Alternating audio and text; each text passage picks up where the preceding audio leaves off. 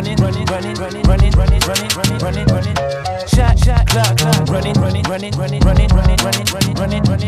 shot, clock, running.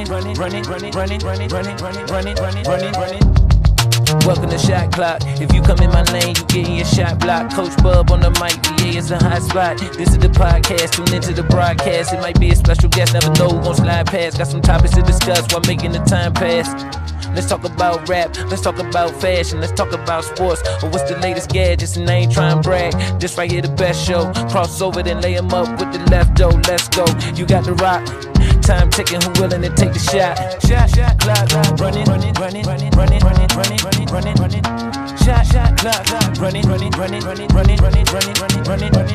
Shot, clock, running.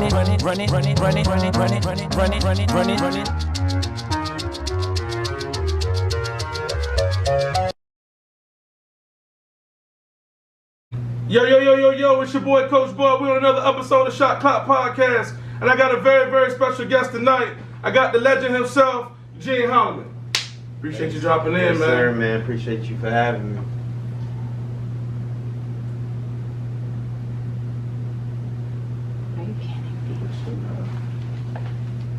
Boy, that shit ain't out there right now. Is it saving at you or no? Yo, it's your boy Coach Bud. We're on another episode of Shot Clock Podcast, and I got a very, very special guest tonight. I got the legend himself, Eugene Holloman. Yes, sir. Appreciate you dropping in, man. Oh, absolutely.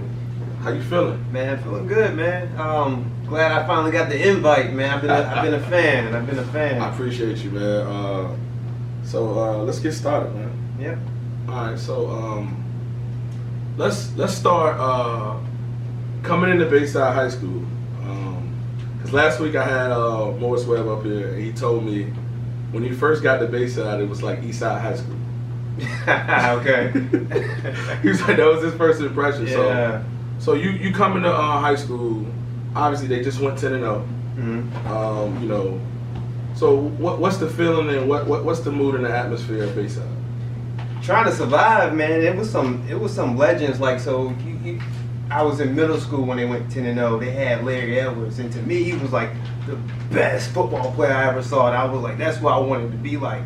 And then I get there, you got Deion Rubottom, you got Kenneth Painter, you got some dogs. And I was probably 5'5", 125, and I'm just trying to survive. Like I was always a good football player, but this is a different level. And sometimes, you know what I'm saying, you think you're good, but when you get matched up and you start comparing yourself to others, I'm like, man, I just want to be a part of the team. You know what I'm saying? And so started off with JV, and we had some dogs, man, but we had this cat, Pernell Sturtevant. I don't know if you remember from Lake Taylor. Funny story, I played middle school with Pernell Sturtevant that last time. Yes. And so he was like a man child, right? And so they automatically benched me and put him at starting running back. And I seen this like for real, he was nice. And then I'm like, man, I don't know if I'm cut out for this. And we had our first scrimmage, man, and I don't know who he was playing, but I ended up breaking for about an 80-yard touchdown. And from there I was like, all right, yeah, I can do this. I can do this. So what was the biggest adjustment, you know, from middle school to high school? Was it the speed, or was it the physicality and just you know, like you said, you were 125?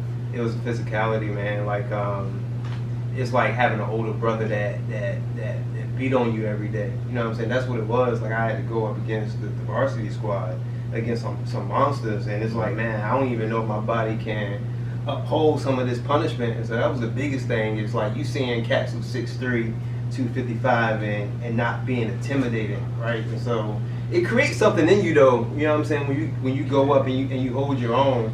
But physically, I couldn't really do it. Okay. And so, but I was just trying to figure it out day by day, and I was just trying to like stay alive, basically. Like people say don't run scared, but I used to run scared, bro. Like I'm trying to just make it to the next day. So on your head. Okay. Yeah. So, what was that like to, you know, come in now and then they go 10-0 again? Right. So the success and everything is going on in the school. What's the atmosphere like? Yeah, it was crazy, but you know, like, man, you think to yourself, like, just wait your turn, because you're going to have a shot. We're going to continue this success, right? And then it's going to be you. Right now, nobody know your name. You know what I'm saying? When you see the big cats walking down, they got all the girls, and that's what you want. Of You know course, what I'm saying? That's what I envisioned. And I was like, I'm gonna grind it out. I'm gonna wait my turn, and we're gonna see what happens when I get to be a junior or a senior.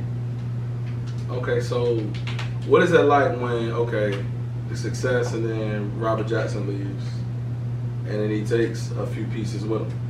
Man, that was still to this day, that's the worst thing that could have happened. So our JV team was stacked. We straight ran through the beach. We had T. Mitch at quarterback, Cornell Sturtevant at middle linebacker, and we was up next. And right, so when he took everybody with him, it was like being in your house, right? You got the blinds open, and your best friend stay across the street, and they packing up their stuff and moving, and you like, all right, so what I'm gonna do now? And that's how it felt, bro. Like my best friend was leaving. Damn. Okay.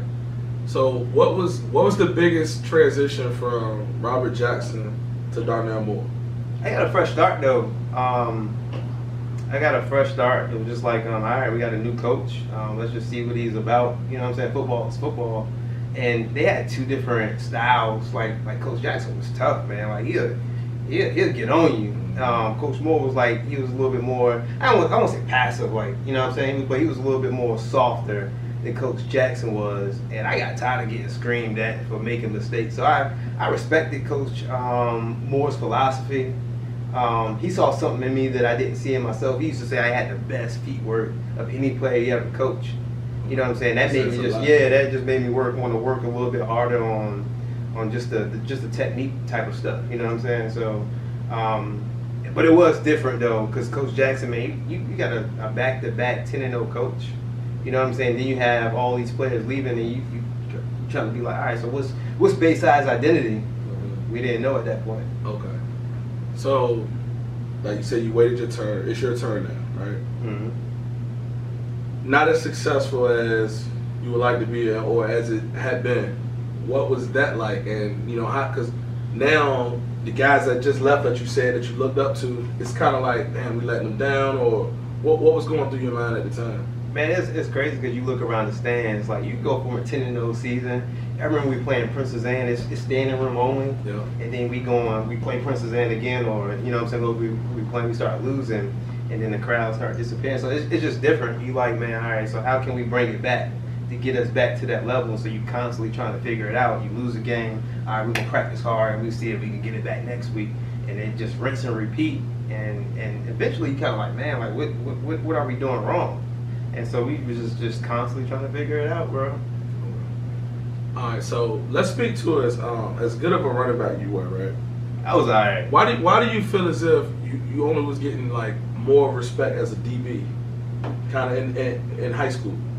I think it's my size, and then I think Bayside is not a traditional offensive lineman like stomping ground. You don't see a lot of great offensive linemen kind of come through there. Okay. And so that actually played a part. I ain't trying to take and make an excuse or anything, but I wasn't putting up those type of numbers to get mentioned with some of the greats that was in our area. And so yeah, I got overlooked because of that. Then my size, I probably fit the prototype, maybe like defensive back in high school, but not a running back. When we think about running backs, like small running backs wasn't even in at the time, not at all, right? At all. And so we had some dogs at Bayside, and they was much, you know what I'm saying, physically appealing than I was, and so I understood, you know what I'm saying, I understood.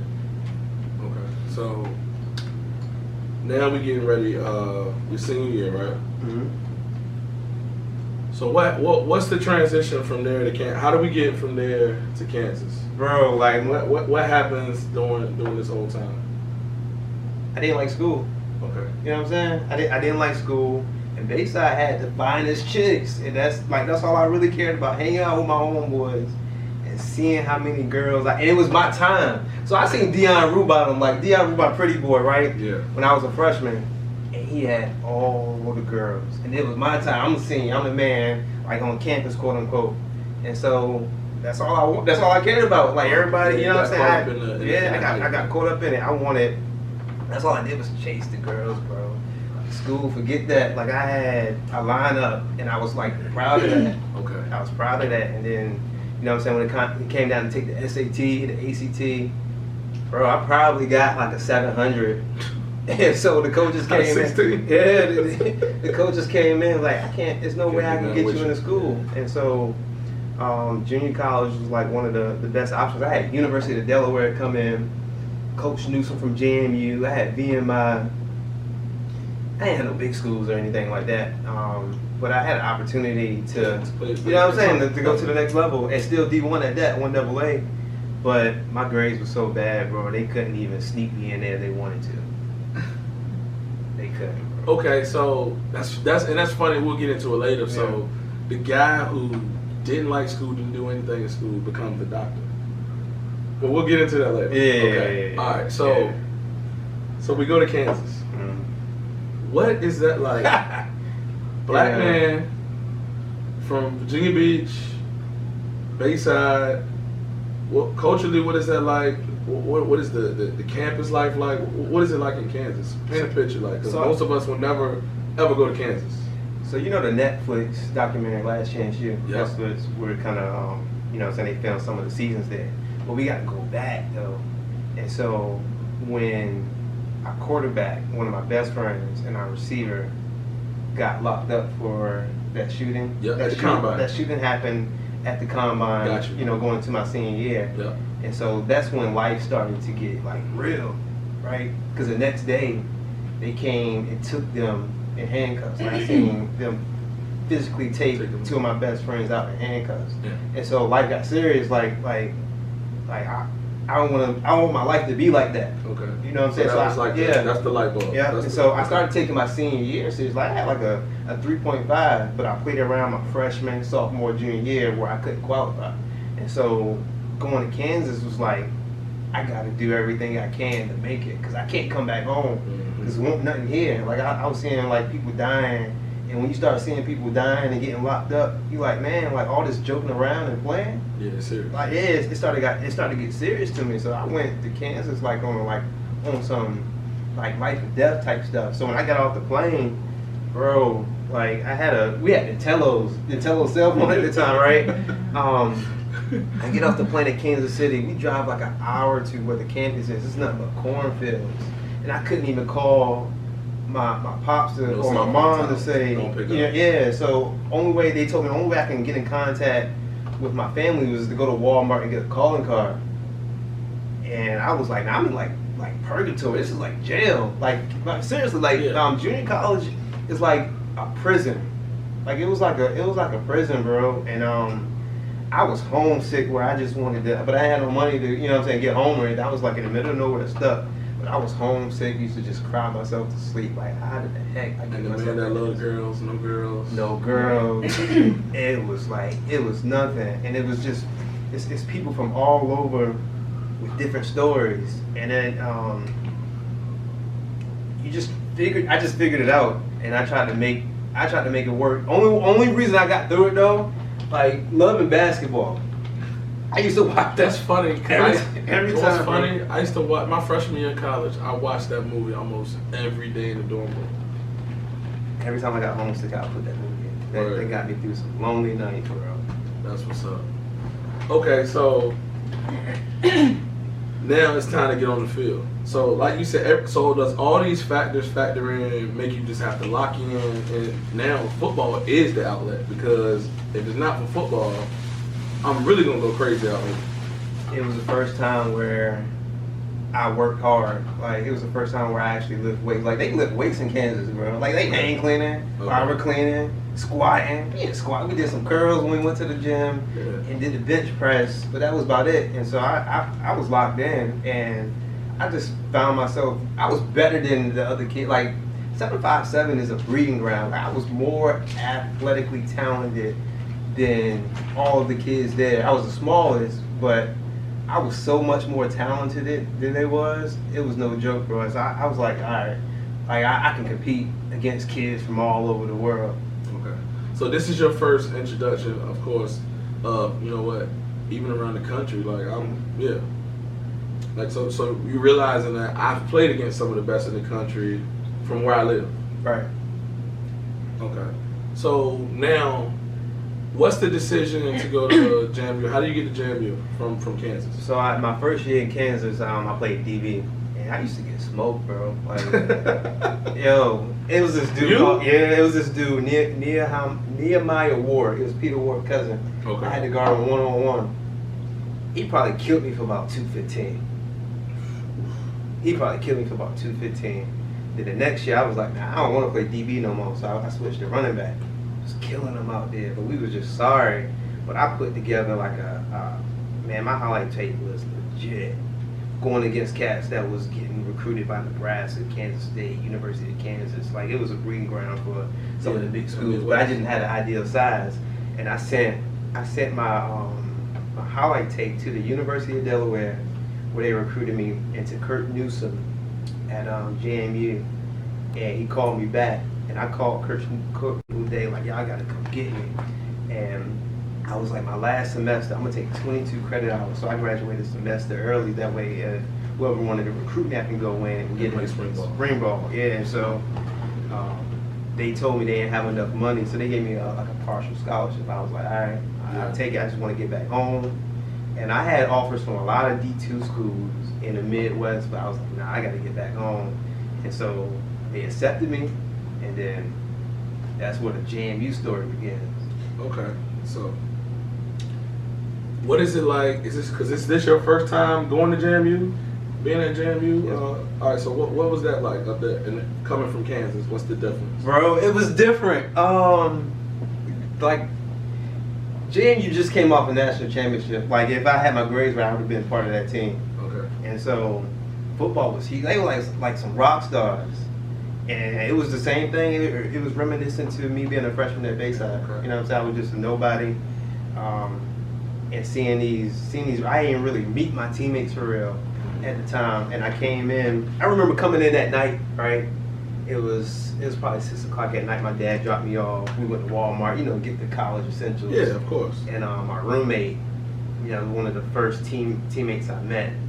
And I knew Maurice Finley from Bayside was there, but he was one of the first teammates I met, right? Mm-hmm. And I'm packing my stuff, and he was like, "Yo, you trying to hit this blunt?" Right? I ain't never smoked weed a day in my life, but I thought, like, you know what I'm saying, if I didn't smoke, They gonna look at you like, yeah, he was gonna tell everybody. It was like, this dude corny. So I was like, all right, we went into the back and we started smoking out this bomb, Mm-hmm. and we go back in. Man, I swear I saw like Casper. Like, I was throwing up. I was throwing up and everything, and I was like, man. Damn, so that's your Yeah, first that was experience. that was my first like, experience. Like, it almost, was. I got high as a kite that first day at JMU, bro. Yeah. I was high. So that was your introduction. That's Yeah. your welcome to the team. Yeah. Okay, so you come in as a freshman. I mean, not a freshman, but A junior. new to the team, Yeah. right? So you already got two guys there that have kind of set a staple for themselves in the program. Mm-hmm. So now you got to prove yourself again. Yep. All right. So what's the uphill battle now? Yep. And the fact that all you guys are beach guys, like that's funny. Yeah. It was terrible. So I started off like 8th on the depth chart. You got the two guys. They ain't even practicing spring ball. They just chilling. Like, I already got my spot solidified. I remember like the first couple practices, like I was doing all right because we didn't have like gear on or anything, and then you know what I'm saying, the coaches wanted to see what I was made of, and so I first practiced in full gear. I ended up taking a handoff to the right, and this middle linebacker smacked me and I fumbled, and I went from 8th on the depth chart to them about to like send me back. Yeah. And then I was just trying to survive because I was like, man, I may not even be invited back for fall camp because they can get you out of there if they want. You know what I'm saying? If you're a scrub. And so I started like really watching film, asking the coaches questions, and I just started to just pick it up slowly to the point where I'm like, all right, they giving me more opportunities. And by midway through spring ball, like I was straight up balling. Where the point where they was like, all right, we got like a future tailback. Like we got these two seniors. Yeah. They gonna lead us to the promised land once more. But once they graduate, we got somebody else. Yeah, we got somebody else in the shadow.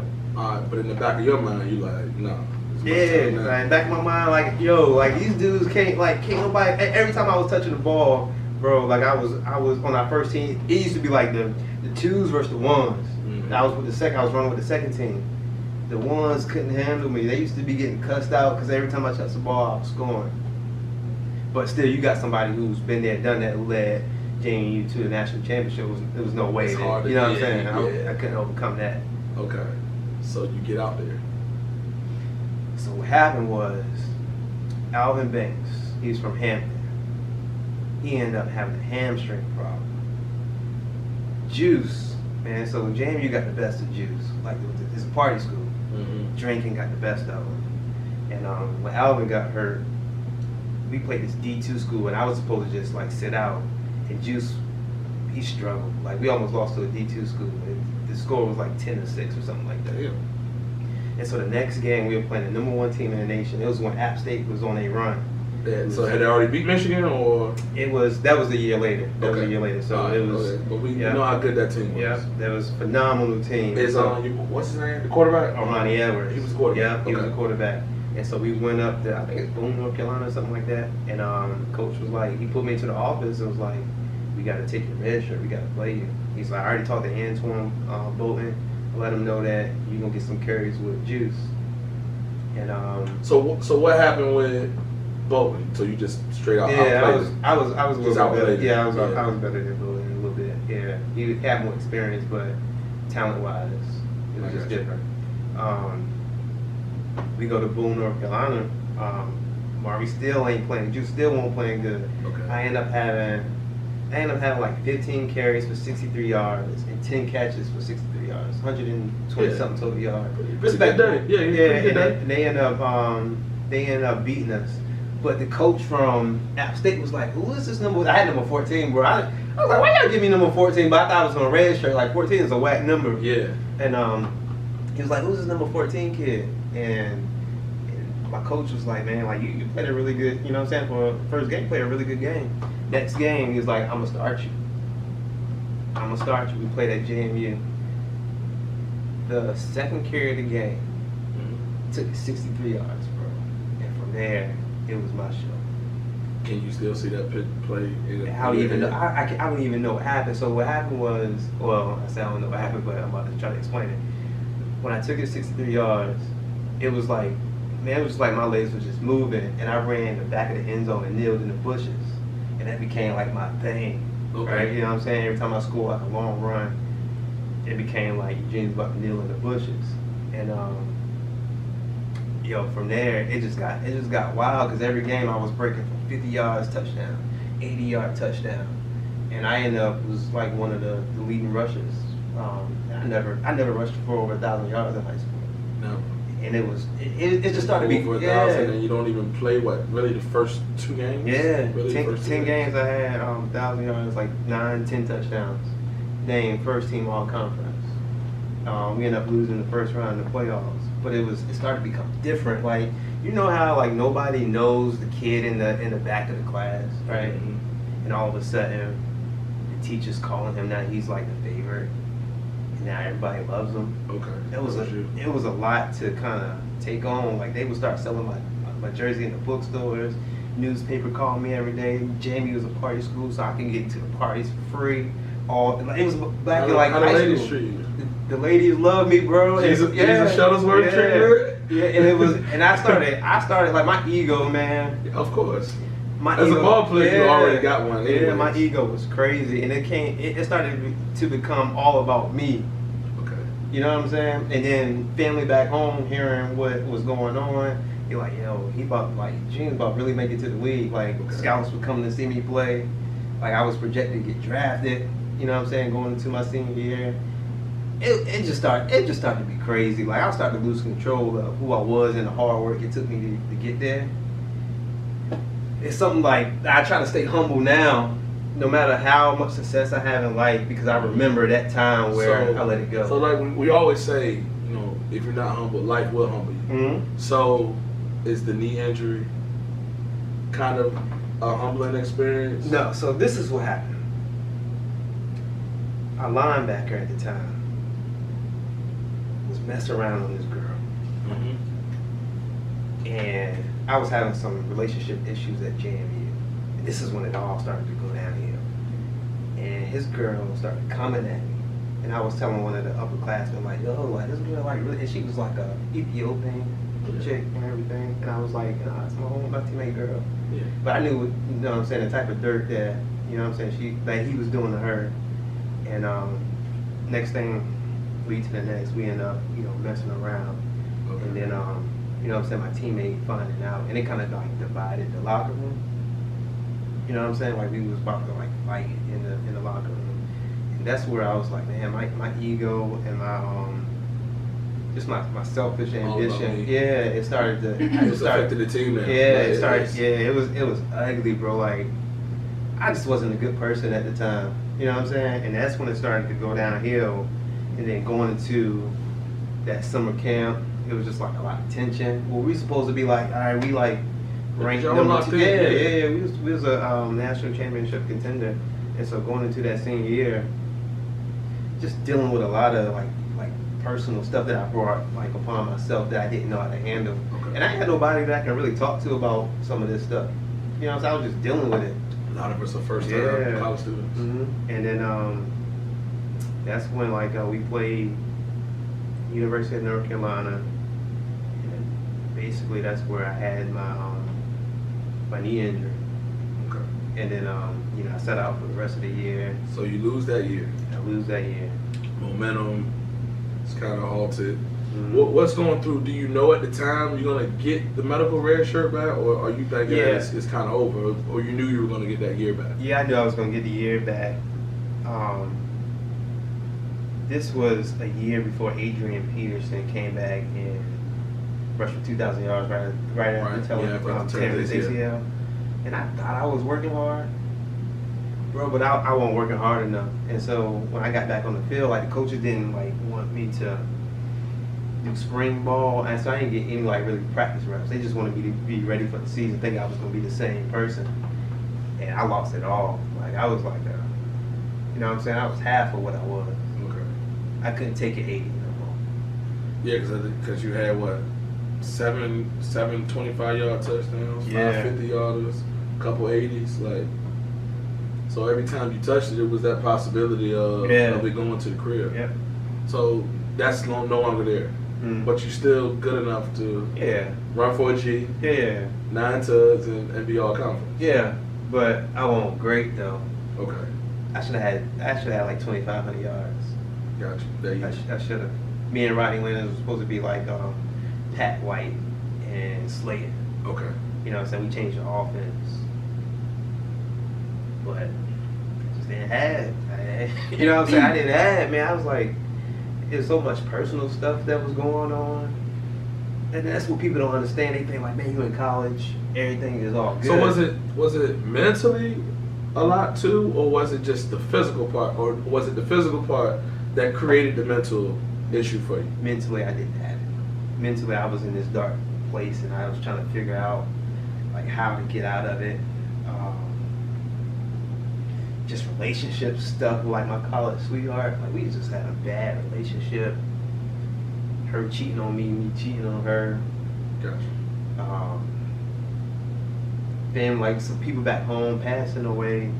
My brother in and out of jail. It was just too much distractions where I couldn't clear the space mentally to perform on the field, bro. And I remember it was just dark, man. Like I couldn't get out of it. I couldn't get out of it. So in your mind, because you had said that you were an NFL prospect going into the senior year, then we had an injury, and then the year you had. So did you know that it was that you won't want to? I'm not good enough to play at that level anymore, or was it one of those things? I'm gonna still give it a try. Yeah, I remember being on the field, and I was telling myself like, you just out here, you just on the field, bro. You just another guy right now. And I knew, like, I couldn't come out my cuts fast enough. Okay. No explosion. Yeah, being a small guy. Yeah. You gotta have that. Yeah, you gotta have that. Yeah, I knew. Okay, so what's the transition from football? Because I know, on a lot of athletes, that's a dark, depressive time. Like, you're just trying to figure out, you're so used to being tailored to. Mm-hmm. Everybody, waiting on you. I mean, they pick your classes for you. I mean, it's you're spoiled to a sense where it's like I don't even really know how to function on my own. The worst 2.5 years of my life, like I had to come back home, and this was 2008, where the job market was really bad. I had a degree and everything. I did graduate. Couldn't really find a job. I didn't know what I wanted. So my team was at least getting like rookie camp deals. Cats that I running laps around was getting deals. You know what I'm saying? And I was just home trying to figure out life. Like I had a trial with the Buffalo Bills. I had a trial with one of the Canadian teams, and I just thought like, how did it go? It went well, but was your heart not there? No, like you said, you were just another guy out here. Yeah, you emotions. Because if you do something, think about this. Like I've been playing ball since I was 5 years old. Yeah. I'm 21, 22 at the time. All that time, just football. Mm-hmm. And so, if you do something, your identity is wrapped up into it. Yeah. That's who I was. Like I'm Eugene, the football player. And so I feel like this is the only thing I'm good at. So I mean, let me try to do this as long as I can. Okay. You know what I'm saying? And I struggling, bro, to the point where like I wanted to commit like suicide. Okay. You know what I'm saying? I remember, you know what I'm saying, growing up, my dad had a pistol. And on the outside, you know, Facebook is still like everybody living their life. I'm still posting pictures like, you know what I'm saying, like I'm a happy-go-lucky, like my life is great. Yeah. But behind closed doors, I didn't want to live anymore. On top of that, my brother had just committed armed robbery. So he committed armed robbery right there where the Bank of America is, on Virginia Beach Boulevard with a Village Inn. Yeah. So my brother used to work at Village Inn, I guess, and he knew where they was gonna make the drop, and you know what I'm saying, he got messed up in that, and so that's something even deeper. You know what I'm saying, seeing like one of my best friends get sentenced to 30 years, and I couldn't find my dad gun, bro. I remember one day I was like, man, I'm just gonna end it all, searching everywhere for it, up in the closet, under his bed. Like if I find this thing, like I'm gonna do it. And I couldn't find his gun, and I just broke down in tears. And I ended up calling like one of my closest like friends, who was actually my cousin, and just kind of tell him like, yo, like I've been battling some stuff. And I thought, you know what I'm saying, you don't want to tell anybody because you this big bad football player. Depression is real. Yeah, and then he was like, man, he was just listening. He didn't call me like you crazy for having these thoughts, or snap out of it. And then from there, for like maybe like 6 months straight, he called me every day just to check in on me. And I started going to church, and the pastor told me something that I never forget. He was like, man, your identity is not wrapped up into football. Use everything that you did in football. Use everything that you did. I'm talking about the getting up at 5 o'clock in the morning, the perseverance, overcoming obstacles, being a leader, just everything. Put everything that you did in football into whatever your next endeavor was. And I took that to heart, bro. And I finally got me a job.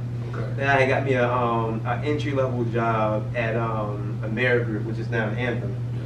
Yeah. And so I'm there, and they had this leadership development program where it's 12 positions, but it's 1,000 applicants. Like you get into this program, they gonna set you up for a manager position. And I was like, yo, I'm going for it. And so I was doing everything, bro. I was meeting with directors, vice presidents, just getting FaceTime, learning about the company. And we got down to the interview. It was like a tryout. You know what I'm saying? It was like a tryout. And I ended up getting the position, and that just kind of like changed my life, bro. Just like that. Just like that. You started applying. Yeah. Like approaching it like it was sports. Like it was sports. And ever since then, that's what I do. Like everything is competitive. Everything is like we about to play on national television. Like that's how I'm approaching it. Just because of that, I seen that it works. Okay, so we're there. So now, as far as your career is going off, you're taking off and you're comfortable. Okay. Mm-hmm. So, what does the book writing come in at? All right. So and what's the stories behind the character and what's your references? Yeah. So in between that process, I went back and got my master's, right? And it was cool. I had like a 4.0, and I never been a 4.0 type of dude. So I knew like, man, y'all just taking my money, just kind of passing me through. And so I got it. It was cool. But I felt like yo, I'm not a 4.0 type of dude though. Like I'm, you know what I'm saying? At best, yeah. I'm probably like a 2.8. And so one of my best friends, who was also a part of the 12 people that got selected in the leadership development program, somebody I would have never thought about hanging out with, because I think corny dude, like, you know what I'm saying? I got you. Corny dude, like not somebody that I grew up with, but one of the cool. Like, I'm so thankful that I met him. Always challenging me, like to read books, listen to this podcast, think strategically about this. He was like, yo, you should we should go back and get our doctorate degree. I'm like, no, I'm not going back to school. And then he kept pitching it to me like for a month straight. And then he was like, yo, if you go back, you can get your student loans deferred. I had like $30,000-$40,000 in student loans. And I was like, shoot, why not? The company's gonna pay for some of the degree, and then maybe I can, you know what I'm saying, come up with a plan to pay down my student loans. Okay. And so I started at Regent University, and one of my first assignments was a class called Leaders and Followers. I had to write like a 10-page paper, and I ended up getting the grade back. It was like an 89. And I emailed my professor. I was like, did you really read it? Because I'm thinking back to my master's where they were just kind of pushing me through. Because I'm not an 89. I'm thinking that you wrote I thought it was decent. And she was like, no, Eugene, you got like a good writing voice. In all my life, man, I've been trying to find something good, something that I was good in outside of sports.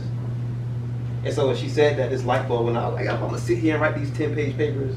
Let me write about something that I want to write about. And so this character came to me like when I was dreaming, bro. I'm not one of those like dudes that say like God spoke to me. Mm-hmm. But this was probably one time I said like, yeah, I think God spoke to me, bro. Okay. Like, gave me the title, gave me like I had the character in mind. His name is Michael Tootie Mayberry. So the student athlete. Yeah, What's funny about that? athlete student. The athlete student. You know what's funny about that, right? I had a linebacker coach in college. He used to always be like, you're a student first and an athlete second. And so that I see where you're going with that. Go ahead. And so I created it, man. So he's like a 6'2", phenomenal, just athlete, 5-star recruit out of this area. I based him out of Virginia Beach. Okay. And he has these aspirations of wanting to go to the league. You know what I'm saying? Now, football is just all about football. And before he can do that, though, it's college. You know what I'm saying? Everybody thinks college. He went off to college, he's straight. You know what I'm saying? He went off to college, like, life's good now. He gonna do whatever. Not at all. But it takes you through his freshman, sophomore, junior. I'll start to write senior year in the next couple months of how he balances academics, athletics, the parties, the peer pressure, coaches, girls, teammates, drugs, alcohol, things that happens on the college campus that nobody really talk about. You know what I'm saying? But they're there. They're more prevalent than the actual field. Mm-hmm. Like the sports is a small thing. Like you're gonna do that. Yeah. Like that's why you're there. Mm-hmm. You know what I'm saying? So it's the extra stuff that'll get you jammed up and get you caught up. Absolutely. So it takes you through. I don't hold any bars. I wanted to tell this story, and really, I didn't even want to write the book. Master P said this. Like, I'm a big fan of Master P, like the businessman. He was like, if you don't see something on the shelves, create it yourself. And I was Googling and researching, and I didn't see nobody write a book about this. And I was like, shoot, I'm gonna write it. And then I just figured it out, bro. And I was like, man, I'm not gonna stop. You know what I'm saying? I don't care if only 2 people want to read my book. Like, this is something that I wish I had when I was in middle school, high school, and even college. That's how I feel about the podcast. Yeah. So, and it's one of the best things that ever happened to me, bro. Seriously. Is it therapy? Yeah, it's therapy. Like, I lock my door in my office, put my phone outside of it, and I didn't realize how creative my mind started to go. You know what I'm saying? Like, it's creative. I be coming up with some dope storylines. And I'm like, I know my target audience don't necessarily like to read books, and I get it. But when they turn this joint into a movie, they're gonna want to go back and pick up the book. You know what I'm saying? And this is where I'm just laying the foundation right now. and this is a part of me. This is like my baby. Like, Okay.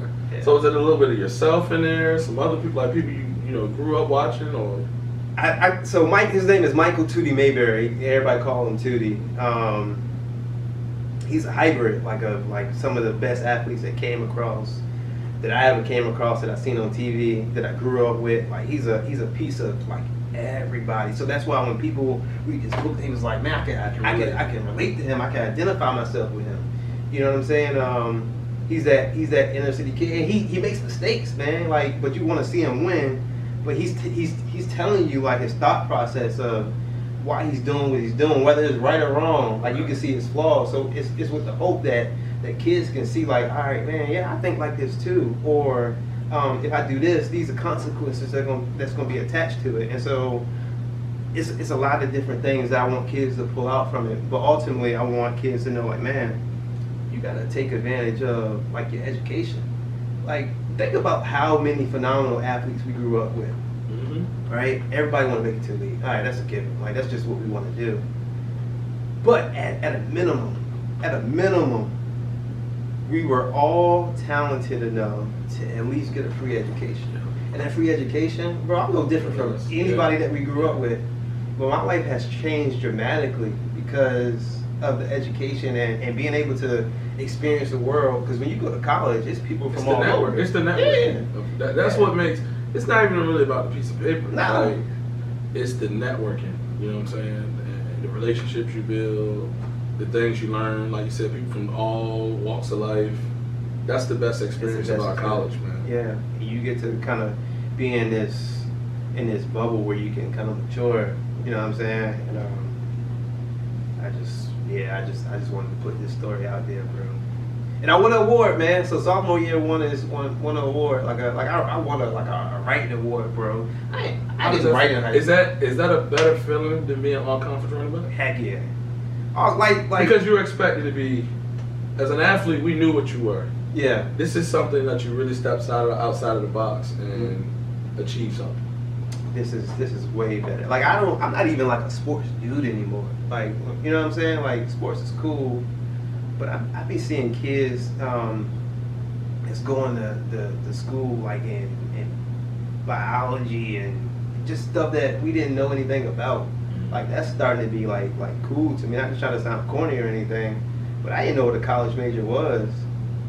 You know what I'm saying? And so if you got an opportunity to get this free education, like take it. Like use that talent, use that gift that God gave you, and be able to like better yourself. Like sometimes we think if it's just football, that's where it's gonna stop. But the education piece, man, that go on forever. Yeah. Can't nobody take that from you. Can't nobody take it away from you.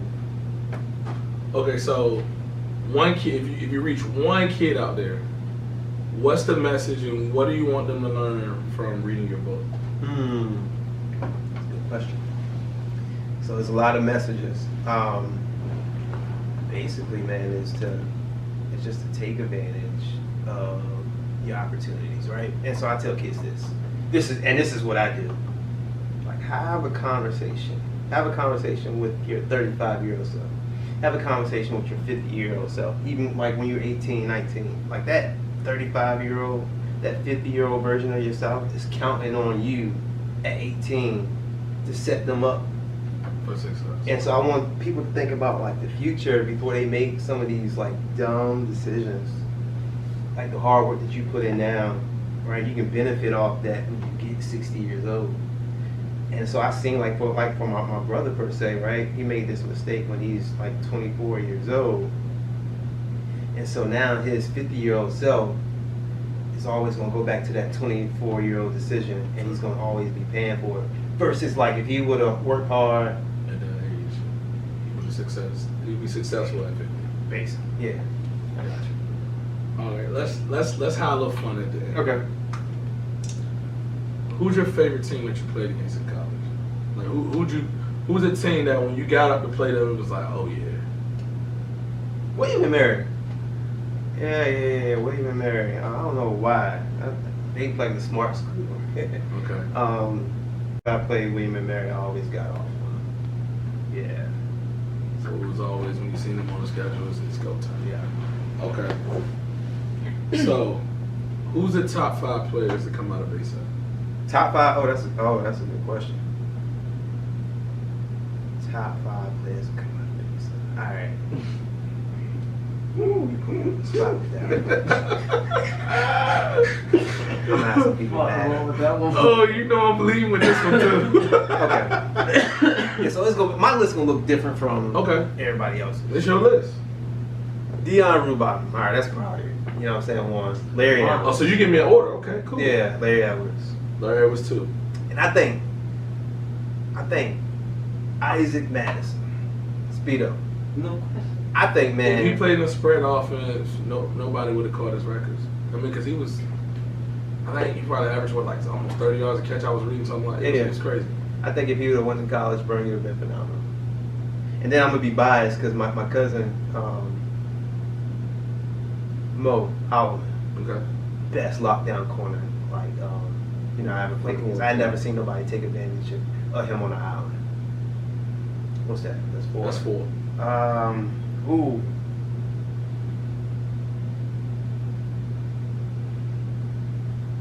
Yeah, somebody gonna get mad at me. 5. 5. You. 5 would be. He humble, man. He ain't gonna say. Nah, I wouldn't even say myself. He's not gonna say it. I wouldn't even say myself. I got you. I know G. He ain't gonna say that stuff. That's a good one. There's a lot of people that's crossing my mind, so I'm scared to commit right now. It's 3 on my mind right now that I'm probably thinking about. If it was me, with your last 5. I'm not gonna say EJ Maine. That's probably one of the some. I was thinking about EJ.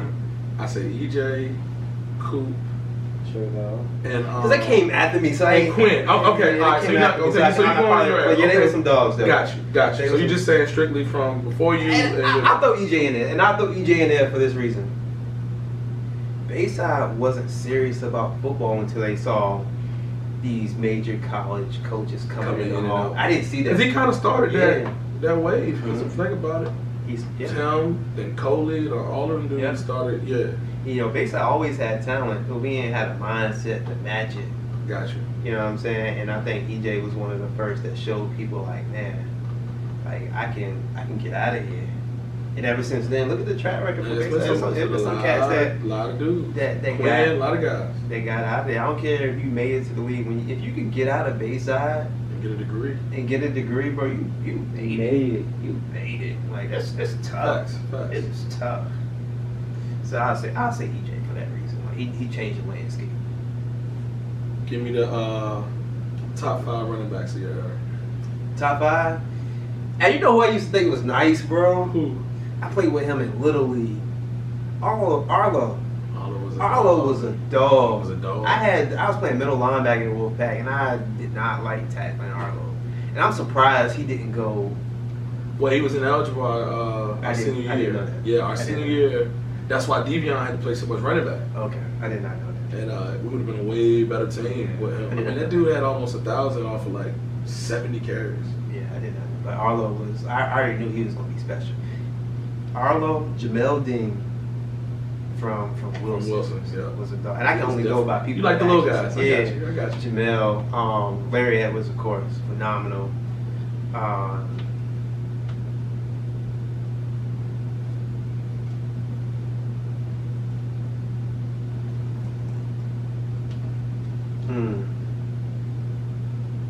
Spot.